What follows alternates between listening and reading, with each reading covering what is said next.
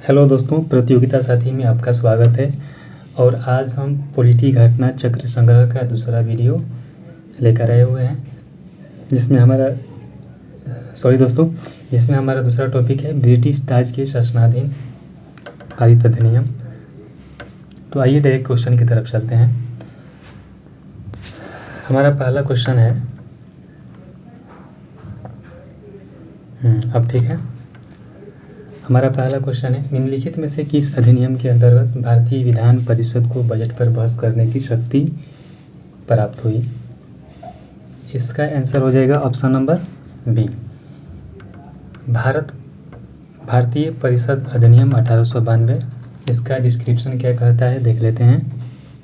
1892 के भारतीय परिषद अधिनियम ने विधान परिषद के कार्यों में वृद्धि की। इसके तहत बजट पर बहस करने की शक्ति दी गई, परंतु मतदान का अधिकार नहीं था। यह नोट करने वाला है। इस अधिनियम के तहत कार्यपालिका से सिर्फ प्रश्न पूछने की अनुमति दी गई थी। क्वेश्चन नंबर 2, ब्रिटिश भारत में सांप्रदायिक प्रतिनिधित्व की व्यवस्था निम्नलिखित में से किस अधिनियम द्वारा की गई थी?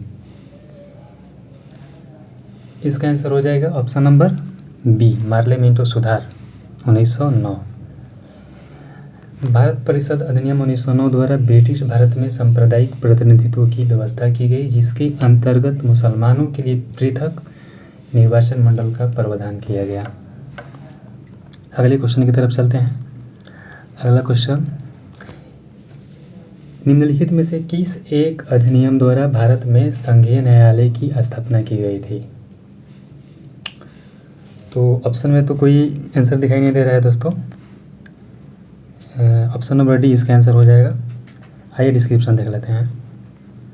भारत में संघीय न्यायालय की स्थापना 1 अक्टूबर 1937 को भारत सरकार अधिनियम 1935 के अंतर्गत की गई थी। इसका प्रथम मुख्य न्यायाधीश सर मैरिस गेवियर थे। यानी जो प्रथम संघीय न्यायालय की स्थापना हुई थी उसके मुख्य न्यायाधीश सर मैरिस गेवियर थे। काफ़ी अच्छा ऑनलाइनर क्वेश्चन है। आइए नेक्स्ट क्वेश्चन देखते हैं। भारत का संघीय न्यायालय निम्नलिखित में से किस वर्ष में स्थापित किया गया था? अभी हम लोग पढ़ चुके हैं, इसका आंसर दीजिए। इसका आंसर हो जाएगा ऑप्शन नंबर बी, 1937। 1 अक्टूबर 1937 को संघीय न्यायालय की स्थापना की गई थी भारत शासन अधिनियम 1935 के तहत। क्वेश्चन नंबर 2 देख लेते हैं। क्वेश्चन नंबर 5 देख लेते हैं दोस्तों। केंद्र में द्वैध शासन किस अधिनियम के अंतर्गत स्थापित किया गया? इसका आंसर हो जाएगा option number 19, option number B, भारत सरकार अधिनियम 1900। दोस्तों, इसका आंसर हो जाएगा सी, भारत सरकार अधिनियम 1935। यहाँ एक नोट करने वाली चीज़ है कि केंद्र में द्वैध शासन दिया हुआ, यदि प्रांतों में द्वैध शासन देता तो उसका हो जाता है भारत सरकार अधिनियम 1919। अगर प्रांतीय स्वायत्तता कहता है तो उसका आंसर हो जाता है भारत सरकार अधिनियम 1935। देख लेते हैं। भारत सरकार अधिनियम 1935 के अंतर्गत केंद्र में द्वैध शासन, एक नए अखिल भारतीय संघ की स्थापना तथा प्रांतों में द्वैध शासन व्यवस्था को समाप्त करने का प्रावधान किया गया था। यहाँ दिया हुआ है प्रांतों में द्वैध शासन का उपबंध 1919 के अधिनियम द्वारा किया गया था। ठीक है दोस्तों, नेक्स्ट क्वेश्चन की तरफ चलते हैं। क्वेश्चन नंबर 6, निम्नलिखित में से किस अधिनियम ने केंद्र में द्वैध शासन प्रणाली को स्थापित किया? रिपीट क्वेश्चन है। इसका भी आंसर हो जाएगा ऑप्शन नंबर ए, भारत शासन अधिनियम 1935। डिस्क्रिप्शन हम लोग देख चुके हैं। ये देखिए कोट वाला क्वेश्चन है। 1919 में भारत शासन अधिनियम के निम्नलिखित में से कौन सी प्रमुख विशेषताएं हैं? पहला, प्रांतों की कार्यकारी सरकार में द्वैध शासन की व्यवस्था, ये तो ठीक लग रहा है। मुसलमानों के लिए पृथक सांप्रदायिक निर्वाचन मंडल की व्यवस्था, ये गलत लग रहा है। यह अभी हम लोग पढ़े हैं, मार्ले मिंटो सुधार 1909 में था। केंद्र द्वारा प्रांतों में विधायी शक्ति का हस्तांतरण, केंद्र द्वारा प्रांतों में विधायी शक्ति का हस्तांतरण, देख लेते हैं इसको। ऑप्शन नंबर सी, हाँ 1 और 3 बिल्कुल सही है। 1 और 3 बिल्कुल सही है। आइए अगले क्वेश्चन की तरफ बढ़ते हैं हम लोग। इसका डिस्क्रिप्शन हम लोग पढ़ चुके हैं ऊपर ही। भारतीय विधान पालिका प्रथम बार द्विसदनीय बनाई गई। भारतीय विधान पालिका प्रथम बार द्विसदनीय बनाई गई थी। ऑप्शन नंबर इसका आंसर हो जाएगा सी, 1919 के भारत सरकार अधिनियम के द्वारा। 1919 में भारत सरकार द्वारा केंद्र में द्विसदनीय विधान पालिका की स्थापना की गई थी। ऊपरी सदन राज्य परिषद कहलाता था, जो 5 वर्षों के लिए होता था, और उसके 60 सदस्यों में से अधिकतम 20 सदस्य सरकारी हो सकते थे। निचला सदन केंद्रीय विधानसभा कहलाता था।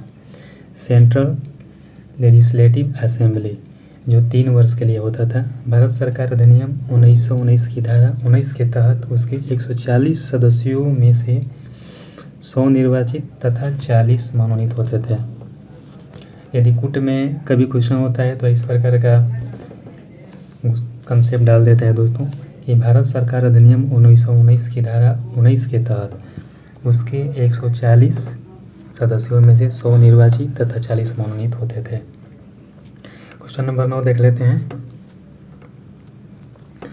केंद्र में कौन सा एक्ट द्विसदनीय विधायिका लाया? केंद्र में दोस्तों, केंद्र में कौन सा एक्ट द्विसदनीय विधायिका लाया? इसका आंसर हो जाएगा ऑप्शन नंबर सी, 19। राष्ट्रपति का अध्यादेश निर्गत करने की शक्ति प्रेरित है। राष्ट्रपति का अध्यादेश निर्गत करने की शक्ति प्रेरित है, तो इसका आंसर हो जाएगा दोस्तों ऑप्शन नंबर बी, भारत सरकार अधिनियम 1935। नेक्स्ट क्वेश्चन दोस्तों देख लेते हैं। यह कूट वाला क्वेश्चन है। केंद्रीय विधान सभा के निम्नलिखित में से कौन सा ऐसे निर्वाचन भारत शासन अधिनियम 1919 के तहत हुआ? कौन सा निर्वाचन भारत शासन अधिनियम 1919 के तहत हुआ? ऑप्शन ए है 1926 का निर्वाचन, बी है 1937 का निर्वाचन, सी है 1945 का निर्वाचन। काफ़ी इम्पोर्टेंट क्वेश्चन है दोस्तों एग्ज़ाम की पॉइंट ऑफ व्यू से, बहुत बार यह एग्ज़ाम में पूछा जा चुका है। इसका आंसर हो जाएगा ऑप्शन नंबर सी, 1926 और 1945 का। क्वेश्चन नंबर 12, निम्नलिखित में से किस अधिनियम के द्वारा संवैधानिक निरंकुशता का सिद्धांत प्रवर्तित किया गया? संवैधानिक निरंकुशता का सिद्धांत प्रवर्तित किया गया। चलिए इसका देख लेते हैं आंसर। इसका आंसर हो जाएगा ऑप्शन नंबर सी, 1935 का भारत सरकार अधिनियम। आइए डिस्क्रिप्शन देख लेते हैं इसका। संवैधानिक निरंकुशता का सिद्धांत भारत सरकार अधिनियम 1935 द्वारा प्रवर्तित किया गया। यह अधिनियम ब्रिटिश संसद द्वारा सर्वाधिक विस्तृत अधिनियम था। साथ ही यह भारत के लिए तैयार संवैधानिक प्रस्तावों में से सबसे जटिल दस्तावेज था। इसी अधिनियम में भारत संघ की स्थापना, संघीय न्यायपालिका हम लोग अभी पढ़ चुके हैं, 1 अक्टूबर 1937, केंद्र और राज्य के मध्य शक्तियों का विभाजन आदि की व्यवस्था की गई थी। 13 नंबर, भारत के संविधान में केंद्र और राज्यों के बीच किया गया शक्ति का विभाजन इनमें से किसमें उल्लेखित योजना पर आधारित है? अभी हम लोग दोस्तों ऊपर पढ़ चुके हैं। इसका आंसर हो जाएगा ऑप्शन नंबर सी, भारत सरकार अधिनियम 1935। अगले क्वेश्चन की तरफ हम लोग देखते हैं। निम्न में से एक भारत सरकार अधिनियम 1935 की मुख्य विशेषताओं में से नहीं थी। निम्न में से एक भारत सरकार अधिनियम 1935 की मुख्य विशेषताओं में से नहीं थी। ऑप्शन पढ़ लीजिए। इसका आंसर देख लेते हैं ऑप्शन नंबर बी, यानी कि इस अधिनियम में अखिल भारतीय महासंघ का प्रावधान था। सही है। अवशिष्ट विषय प्रांतीय विधायकों को आवंटित किया गया था। नहीं दोस्तों, अवशिष्ट विषय गवर्नर जनरल को दिया गया था। यह प्रांतीय स्वायत्तता के सूत्रपात का संकेत था। बिल्कुल सही है। इसने प्रांतीय स्तर पर द्वैध शासन प्रणाली को समाप्त कर केंद्र में लागू किया। यह भी बिल्कुल सही है दोस्तों। ऑप्शन बी सही नहीं है। क्वेश्चन नंबर 15 को देख लेते हैं। एक संघीय व्यवस्था और केंद्र में द्वैत शासन भारत में लागू किया गया था। केंद्र में द्वैत शासन बहुत ही रिपीटेड क्वेश्चन है दोस्तों, किसी न किसी एग्जाम में पूछ देता है। इसका भी आंसर है ऑप्शन नंबर सी 1935 का अधिनियम। अखिल भारतीय महासंघ स्थापित करने का प्रावधान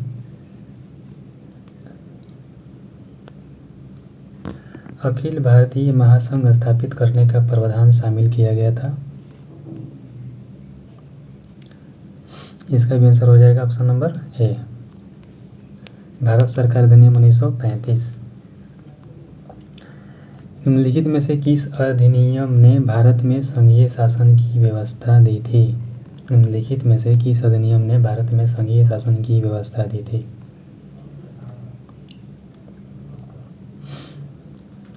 और ए है option number A, option number B और ऑप्शन नंबर सी देख लेते हैं।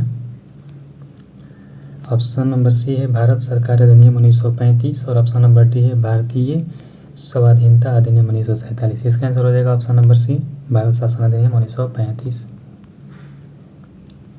फिर से एक बार क्वेश्चन देख लेते हैं दोस्तों। निम्नलिखित में से किस अधिनियम ने भारत में संघीय शासन की व्यवस्था दी थी? तो इसका आंसर हो जाएगा ऑप्शन नंबर सी, भारत सरकार अधिनियम 1935। क्वेश्चन नंबर 18, 1935 के अधिनियम द्वारा स्थापित संघ में अवशेष शक्तियाँ किसको दी गई थी? इसका आंसर हो जाएगा option number C, governor general को। नेक्स्ट क्वेश्चन, निम्नलिखित में से कौन सा एक भारत सरकार अधिनियम 1935 में स्वीकार किया हुआ महत्वपूर्ण व अस्थायी अवयव नहीं है?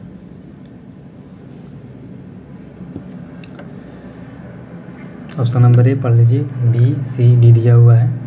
इसका आंसर हो जाएगा ऑप्शन नंबर ए, देश के लिए लिखित संविधान। यह अस्थायी अवयव नहीं था दोस्तों। विधानमंडल के निर्वाचित एवं जवाबदेही प्रतिनिधि, यह बिल्कुल सही था। एक संघ की योजना पर विचार, यह भी सही था। विधानमंडल के लिए सरकारी सदस्यों का समायोजित किया जाना, यह भी सही था। नॉमिनेट।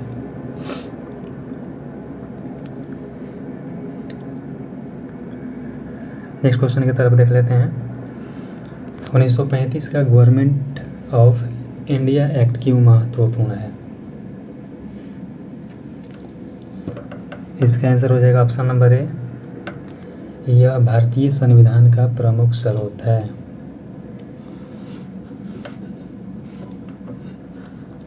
नेक्स्ट क्वेश्चन की तरफ हम लोग देख लेते हैं दोस्तों।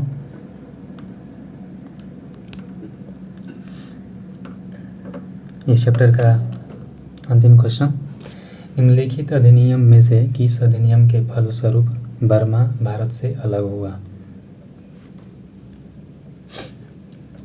निम्नलिखित अधिनियम में से किस अधिनियम के फलस्वरूप बर्मा भारत से अलग हुआ? तो इसका आंसर हो जाएगा option number C, government of India act 1935। और हमारा नेक्स्ट चैप्टर है संविधान सभा एवं संविधान निर्माण प्रक्रिया, और इसी वीडियो में हम लोग इस चैप्टर को भी कवर कर लेंगे दोस्तों।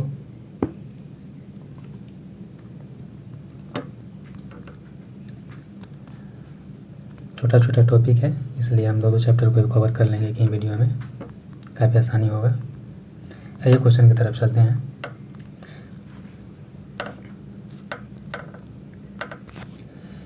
भारत के लिए संविधान की रचना हेतु संविधान सभा का विचार निम्नलिखित में से सर्वप्रथम किसने प्रस्तुत किया था? मोस्ट इम्पोर्टेंट क्वेश्चन है दोस्तों ये।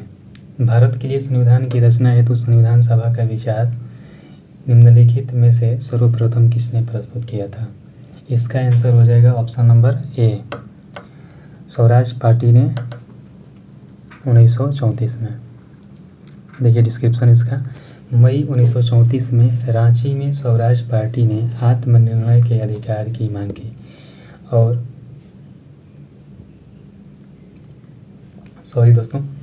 एक प्रस्ताव पारित किया जिसमें कहा गया कि वयस्क मताधिकार के आधार पर निर्वाचित भारतीय प्रतिनिधियों की एक संविधान सभा होगी जो संविधान निर्माण करेगी। भारतीयों की ओर से संविधान सभा की मांग करने का यह प्रथम अवसर था। अगला क्वेश्चन देखते हैं दोस्तों। स्वतंत्रता के पूर्व दिनों में प्रारंभ में किसने संविधान निर्मात्री सभा का विचार प्रस्तुत किया था? ये भी बहुत ही इम्पोर्टेंट क्वेश्चन है, क्योंकि दोस्तों हम लोग घटना चक्र संग्रह पढ़े हैं और इसमें जो भी क्वेश्चन है यह भारत के किसी न किसी बड़े एग्ज़ाम में, छोटे एग्ज़ाम में यह क्वेश्चन पूछा गया है, इसलिए ये सब क्वेश्चन अपने आप में इम्पोर्टेंट है दोस्तों। तो इसका आंसर हो जाएगा option number A, M N. Roy. Question number 3, एक निर्वाचित संविधान सभा द्वारा भारत के संविधान का निर्माण करने का प्रस्ताव किया गया था। एक निर्वाचित संविधान सभा द्वारा भारत के संविधान का निर्माण करने का प्रस्ताव किया गया था। इसका आंसर हो जाएगा option number C, Cripps mission के द्वारा। क्रिप्स मिशन द्वारा।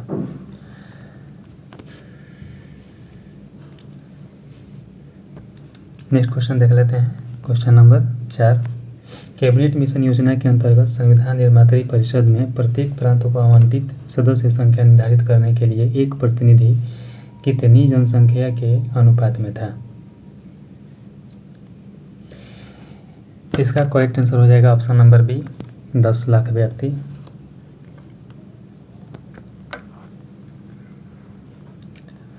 क्वेश्चन नंबर 5, इन व्यक्तियों में से कौन कैबिनेट मिशन का सदस्य नहीं था? इन व्यक्तियों में से कौन कैबिनेट मिशन का सदस्य नहीं था?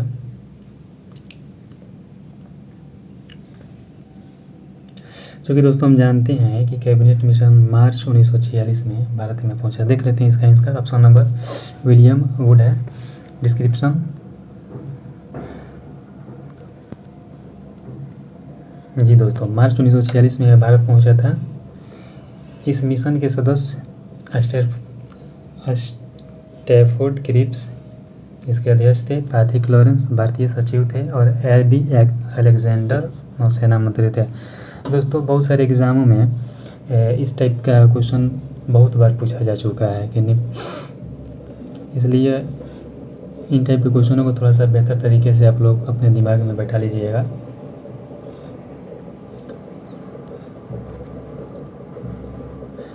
क्वेश्चन नंबर 6, भारतीय संविधान सभा का गठन किया गया था।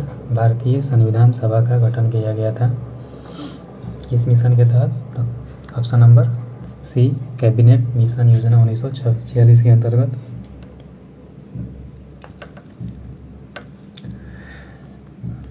आइए क्वेश्चन नंबर 7 की तरफ चलते हैं।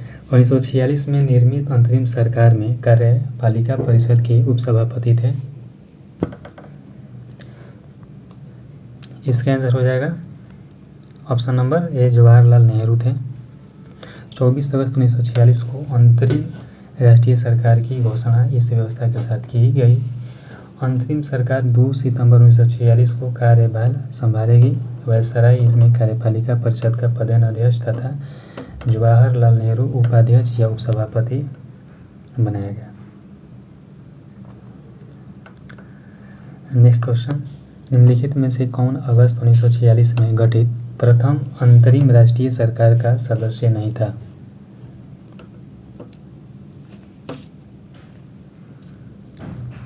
इसका आंसर हो जाएगा दोस्तों option number C, doctor S Radhakrishnan. Question number 9, यह कथन और कारण का क्वेश्चन है दोस्तों। वेवेल योजना के अनुसार कार्यकारी परिषद में हिंदू और मुस्लिम सदस्यों की संख्या समान थी। कारण, वेवेल का विचार था कि ऐसी व्यवस्था भारत का बंटवारा वेवेल का विचार था कि ऐसी व्यवस्था से भारत का बंटवारा बच जाता। तो कह रहा है कि ऑप्शन नंबर सी, कथन सही है पर कारण गलत है। इसको हम डिस्क्रिप्शन से समझ लेते हैं। अक्टूबर 1943 में लॉर्ड रिलिथगो का स्थान पर विस्काउंट वेवेल वायसराय तथा गवर्नर जनरल नियुक्त किए गए। वे भारतीय संवैधानिक गतिरोध को दूर करने के उद्देश्य से मई 1945 में लंदन गए। वहाँ उन्होंने भारतीय प्रशासन के संबंध में ब्रिटिश सरकार से विस्तार से बात की तथा कुछ प्रस्ताव रखे थे। जून 1945 में उन प्रस्तावों को वेवेल योजना के नाम से सार्वजनिक किया गया। वेवेल योजना के प्रस्ताव में कार्यकारिणी में मुसलमान सदस्यों की संख्या हिंदुओं के बराबर होना, परिषद में वायसराय तथा कमांडर इन चीफ को छोड़कर सभी सदस्यों का भारतीय होना, शीघ्र ही शिमला में एक सम्मेलन का बुलाया जाना तथा युद्ध समाप्ति के पश्चात भारतीयों के द्वारा खुद का संविधान बनाया जाना इत्यादि प्रावधान शामिल थे। वेवेल योजना का उद्देश्य राजनीतिक गतिरोध दूर करना, भारत स्वशासन की दिशा में आगे बढ़ाना और संवैधानिक गतिरोध दूर करना था। इसका उद्देश्य कहीं से भी हिंदू मुस्लिम एकता को दृढ़ करना नहीं था जिससे भारत का विभाजन रुक सके। अतः कथन सत्य है परंतु कारण गलत है।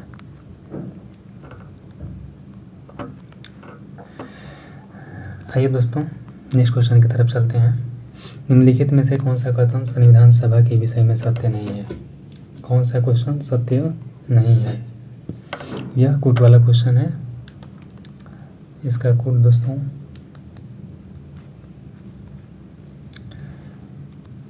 थोड़ा सा स्कैनिंग प्रॉब्लम है, देख लेते हैं।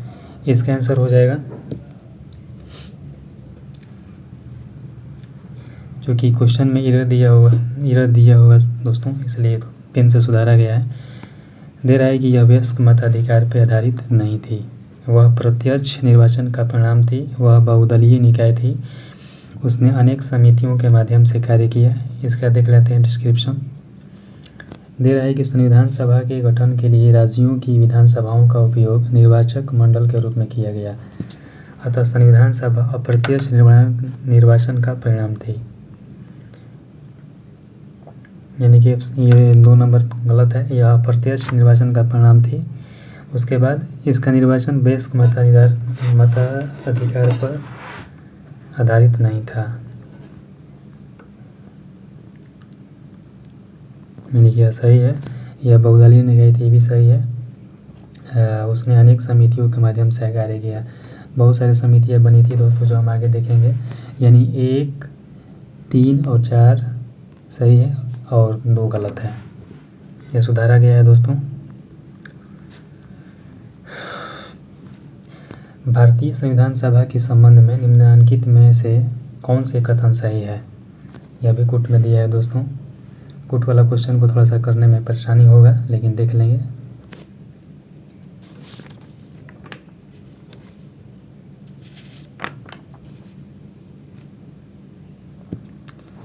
इसका आंसर हो जाएगा दोस्तों ऑप्शन नंबर ए और डी।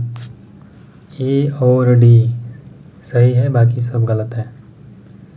कूट वाला क्वेश्चन हम इसी तरीके से कर लेंगे दोस्तों, पढ़ के। ए और डी सही है, यानी यह वयस्क मताधिकार पर आधारित नहीं थी, सही है, और यह कई समितियों के माध्यम से कार्य थी, सही है, बाकी सब गलत है। नेक्स्ट क्वेश्चन, निम्नलिखित में से संविधान सभा के बारे में गलत कथन कौन सा है? एक बार पढ़ लीजिए दोस्तों। इसका आंसर हो जाएगा, इसका निर्वाचन सार्वभौम वयस्क मताधिकार के आधार पर किया गया था, जो कि गलत है। क्वेश्चन नंबर 13, भारत के संविधान का प्रारूप तैयार करने वाली संविधान सभा के सदस्यों को कहाँ से चुना गया था? ऑप्शन नंबर सी, विभिन्न प्रांतों की विधानसभाओं के द्वारा। क्वेश्चन नंबर 14, भारतीय इतिहास के संदर्भ में प्रांतों से संविधान सभा के सदस्य। इसका आंसर हो जाएगा ऑप्शन नंबर सी, प्रांतीय विधानसभाओं द्वारा निर्वाचित हुए थे। 15, संविधान सभा में सदस्यों का चुनाव कैसे हुआ था? संविधान सभा में सदस्यों का चुनाव कैसे हुआ था? इसका आंसर हो जाएगा ऑप्शन नंबर डी, प्रांतीय सभाओं द्वारा।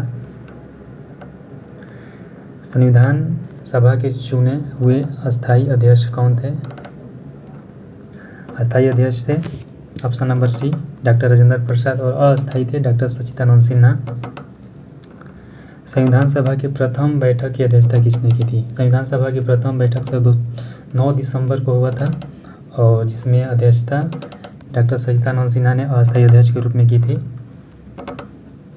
और दूसरा बैठक 11 दिसंबर को हुआ था, जिसमें अध्यक्षता डॉक्टर राजेंद्र प्रसाद ने की थी, और यह अस्थायी अध्यक्ष थे।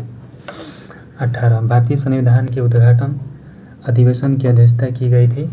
वही क्वेश्चन है दोस्तों, ऑप्शन नंबर बी, डॉक्टर सच्चिदानंद सिन्हा द्वारा। भारत के संविधान निर्मात्री सभा के अध्यक्ष कौन थे? इसका आंसर हो जाएगा ऑप्शन नंबर ए, डॉक्टर राजेंद्र प्रसाद। 20, क्वेश्चन नंबर 20, स्वतंत्र भारत की संविधान सभा के अध्यक्ष कौन थे? स्वतंत्र भारत की संविधान सभा के अध्यक्ष कौन थे? इसका आंसर हो जाएगा option number B, doctor Rajendra Prasad. भारतीय संविधान सभा की स्थापना की गई थी? क्वेश्चन नंबर 21, भारतीय संविधान सभा की स्थापना की गई थी? इसका आंसर हो जाएगा ऑप्शन नंबर बी, 9 दिसंबर 1946 को। क्वेश्चन नंबर 22, संविधान सभा का गठन हुआ था? संविधान सभा का गठन कब हुआ था? इसका आंसर हो जाएगा ऑप्शन नंबर ए, 9 दिसंबर 1946। क्वेश्चन नंबर 23, भारत की संविधान सभा का प्रथम अधिवेशन कब हुआ?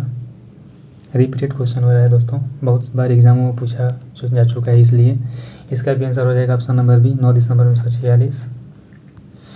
भारतीय संविधान सभा की पहली बैठक कब हुई थी?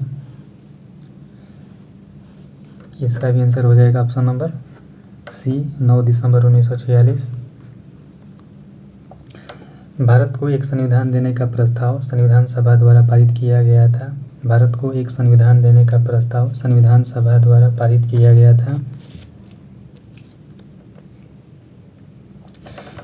इसका आंसर हो जाएगा ऑप्शन नंबर बी, 22 जनवरी 1947 को। यह बहुत ही इंपॉर्टेंट क्वेश्चन है दोस्तों, बहुत ही इंपॉर्टेंट।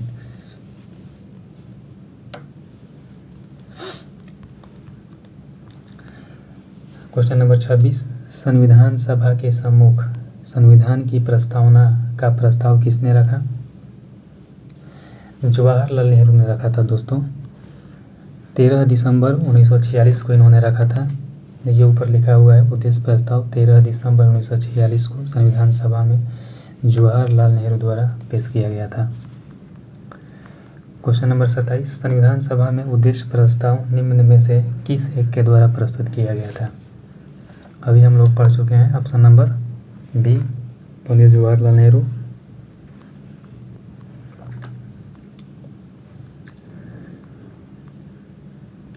यह कूट वाला क्वेश्चन है दोस्तों, इसका डायरेक्ट हम लोग आंसर देख लेते हैं। सही उत्तर का चयन करना है तो 1, 2, 3 सही है। पढ़ लेते हैं एक बार, कंसेप्ट क्लियर हो जाएगा। पंडित जवाहरलाल नेहरू ने उद्देश्य प्रस्ताव का जो संविधान सभा द्वारा स्वीकार किया गया था, संविधान के निर्माण पर असर था। सही है। उद्देशिका बहुत महत्वपूर्ण उद्देश्यों की पूर्ति करती है। सही है। संविधान को भारत के लोगों ने आदेशित किया, ये भी सही है। क्वेश्चन नंबर 29 को देख लेते हैं। भारतीय संविधान बनाने हेतु भारतीय संविधान सभा ने कुल कितने अधिवेशन हुए थे? भारतीय संविधान को बनाने हेतु भारतीय संविधान सभा के कुल कितने अधिवेशन हुए थे? तो ऑप्शन नंबर सी इसका आंसर है। 12 अधिवेशन हुए थे टोटल, और बनाने में 2 साल 11 महीना 18 दिन लगा था दोस्तों। क्वेश्चन नंबर 30, भारत के संविधान सभा की अंतिम बैठक की सही तिथि को बताइए।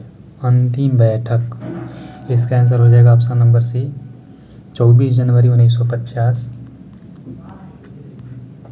क्वेश्चन नंबर 31 दोस्तों, भारतीय संविधान के निर्माण में संविधान सभा को कितना समय लगा? इसका आंसर हो जाएगा ऑप्शन नंबर ए, 2 साल 11 माह 18 दिन। और ये दोस्तों देखिए, यह मिलान करने वाला दिया है।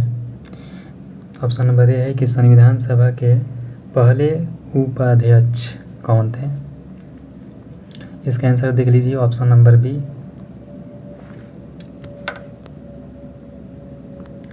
देखिए, संविधान सभा के पहले उपाध्यक्ष थे HC मुखर्जी।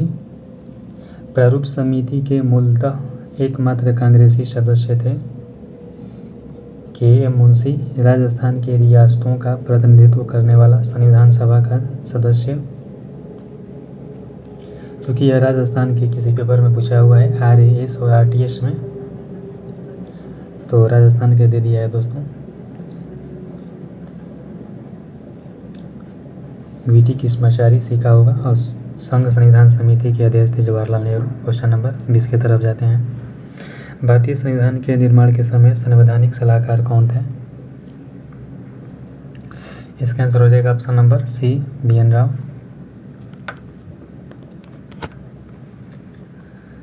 क्वेश्चन नंबर 34, भारतीय संविधान का प्रथम प्रारूप तैयार किया गया था। इसका आंसर हो जाएगा option number B, BN Rao द्वारा। क्वेश्चन नंबर 35, संविधान सभा में भारतीय संविधान का तृतीय वाचन कब प्रारंभ हुआ था? तृतीय वाचन पूछ रहा है दोस्तों। इसका आंसर हो जाएगा ऑप्शन नंबर,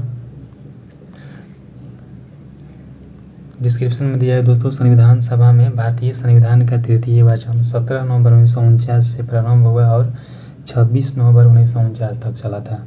अतः प्रश्न में दिए गए विकल्पों में से कोई भी सही नहीं है। क्वेश्चन नंबर 36 की तरफ चलते हैं। भारत का संविधान पूर्ण रूप से तैयार हुआ था। तो ऑप्शन नंबर बी इसका आंसर हो जाएगा 26 नवंबर 1949। क्वेश्चन नंबर 37, भारतीय संविधान को संविधान सभा द्वारा अंगीकृत किया गया। इसका आंसर हो जाएगा ऑप्शन नंबर ए, 26 नवंबर 1949। 38, संविधान सभा द्वारा भारतीय संविधान को स्वीकृत किया गया था। इसका आंसर हो जाएगा ऑप्शन नंबर सी, 26 नवंबर 1949।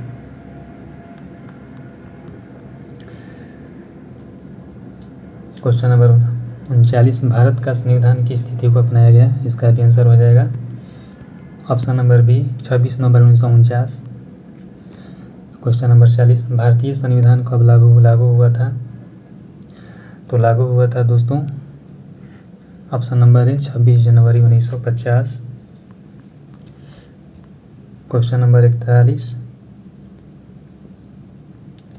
संविधान को 26 जनवरी के दिन लागू करने का निर्णय इसलिए लिया गया क्योंकि आंसर हो जाएगा ऑप्शन नंबर ए, कांग्रेस ने इस तिथि को 1930 में स्वतंत्रता दिवस के रूप में मनाया था।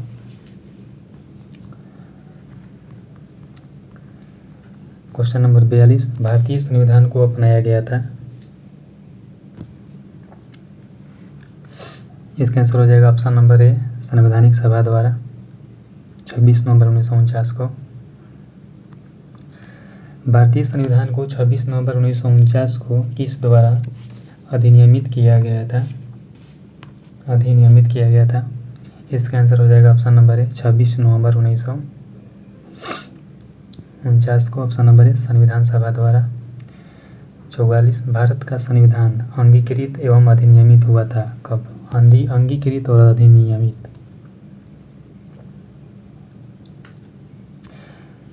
तो सी, 26 नवंबर 1949 करेक्ट आंसर।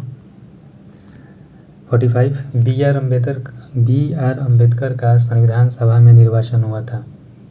तो इसका आंसर हो जाएगा option number B, Bombay presidency से। वैसे पहली बार पश्चिम बंगाल से हुआ था दोस्तों, लेकिन जब बंगाल का बंटवारा हो गया, बांग्लादेश बन गया, तो फिर इनका री-इलेक्शन हुआ था बम्बई से। 46 क्वेश्चन, डॉक्टर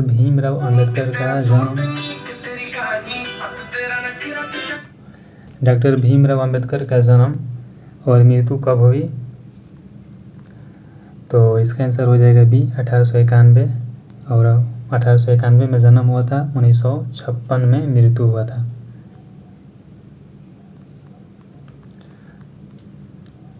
क्वेश्चन नंबर 47 कूट वाला है दोस्तों।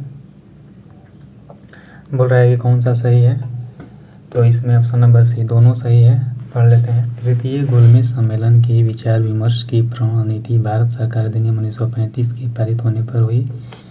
भारत सरकार अधिनियम 1935 ने ब्रिटिश भारत के सूबों और भारतीय रियासतों के एक संघ पर आधारित ऑल इंडिया फेडरेशन का गठन का उपबंध किया। दोनों सही है दोस्तों।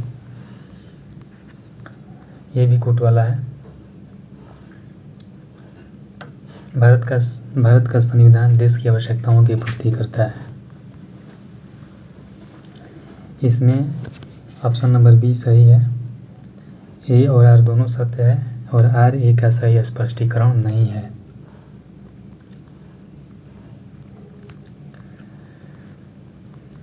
संविधान सभा में वयस्क मताधिकार को 15 वर्ष के लिए स्थगित करने की बात की थी। इसका आंसर हो जाएगा सी, मौलाना आज़ाद ने। निम्नलिखित में से किसने सुझाव दिया था कि भारत की स्वतंत्रता के बाद भारतीय राष्ट्रीय कांग्रेस को एक राजनीतिक दल के रूप में भंग कर देना चाहिए? ये महात्मा गांधी थे दोस्तों। Option number D answer Mahatma Gandhi. और इसी के साथ आज हम 2 चैप्टर कंप्लीट कर लिए हैं दोस्तों। कल अगले चैप्टर पर वीडियो अपलोड किया जाएगा। आगे बने रहने के लिए दोस्तों चैनल को सब्सक्राइब कर दीजिए और लाइक भी कर दीजिए, शेयर कर दीजिए, जो आपको लगे कर दीजिए। Thank you.